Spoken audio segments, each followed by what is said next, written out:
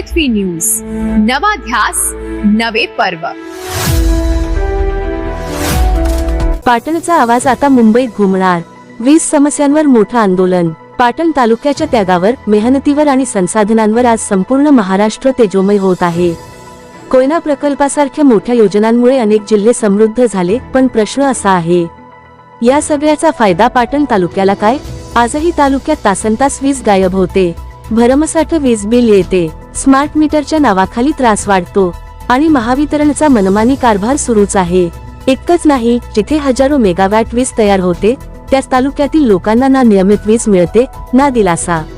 म्हणून पाटण तालुक्यातील प्रत्येक नागरिकासाठी घरगुती वापरासाठी मोफत वीज मिळालीच पाहिजे आणि याच मागणीसाठी आता मोठं पाऊल उचललं जात आहे। पाटण ते मुंबई पदयात्रा शुक्रवार 15 मे 2026 पासून सुरुवात होत आहे।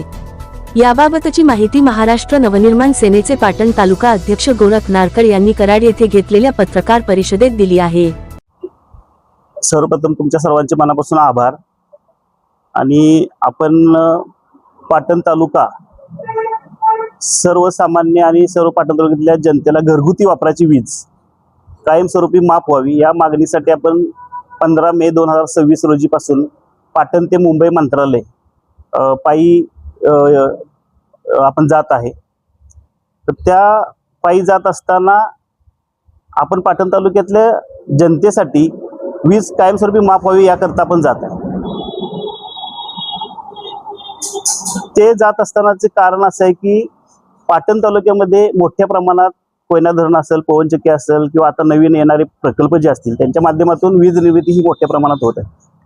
2062-64 सालापासून कोयना धरण वीज निर्मिती करत आहे।